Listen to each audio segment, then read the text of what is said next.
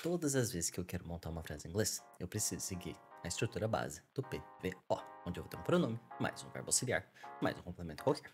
E para eu falar do passado simples especificamente, como base eu vou ter o verbo to be ou o verbo to do. Então o que isso quer dizer?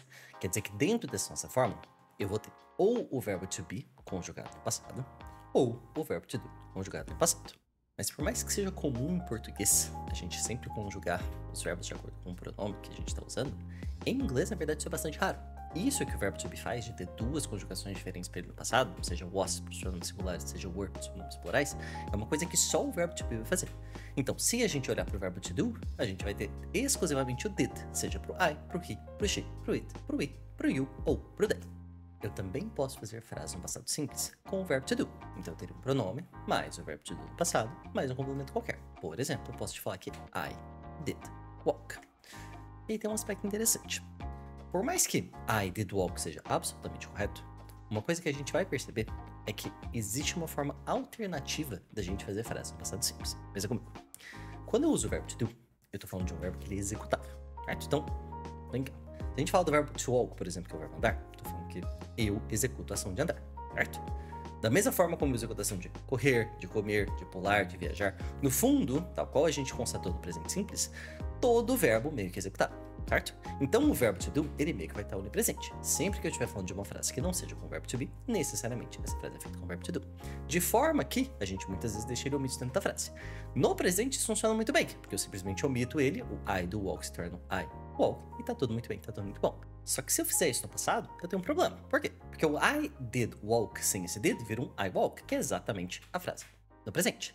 Então, eu preciso de uma alternativa para poder trabalhar com esse verbo to do omisso na frase. Para isso, a gente vai usar o que a gente chama então de um sufixo caracterizador de passado, que é o ed.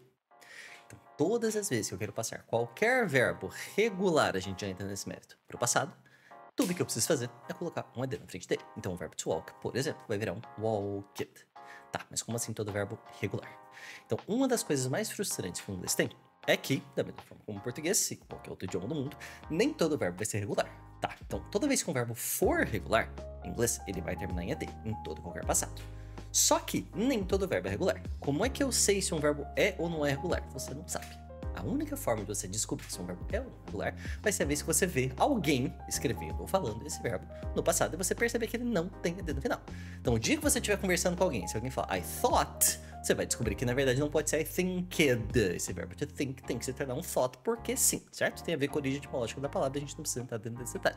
Mas a moral da história é, existem alguns verbos que são irregulares e que não vão seguir esse padrão. Mas a maior parte dos verbos são regulares e a gente vai poder tranquilamente colocar o ed dele na frente, vai ficar tudo muito bem. Talvez, e se eu não quiser aprender quais são os verbos que são regulares e quais são os verbos que são irregulares? Para isso, o did vai te ajudar bastante. Porque olha só, da mesma forma como no presente, você tem a opção de fazer a frase tanto com o verbo explícito quanto implícito. Então, se você quiser colocar I thought, para eu pensei, tá tudo muito bem, tá tudo muito bom. Mas se você quiser, você também pode colocar um I did think, que você também vai estar absolutamente correto. Então o did é uma ótima forma de você nunca na sua vida precisar se preocupar com qual verbo é ou deixa de ser regular. Você coloca ele atrás e o verbo vai estar sempre no passado. Então, o passado simples, eu tô basicamente falando de linha temporal, presente, hoje eu ando, ontem eu andei. Tô falando aqui, ó, de pontos na linha temporal, que estão do passado. Se eu quiser falar então de coisas que eu era ou estava, vai ser o I was happy, por exemplo. Se eu quiser falar de coisas que eu fiz, vai ser um I did walk, ou se eu preferir, I walked. Fez sentido?